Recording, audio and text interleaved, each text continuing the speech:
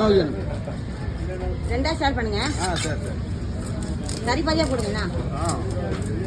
புது புது ஷர்ட்லாம் போட்டு வந்துக்கிற ஊர்ல இருந்து அப்படியே வந்துட்டியா? அண்ணா அப்படி போனா தானே இங்கே வருவார் அப்படியே.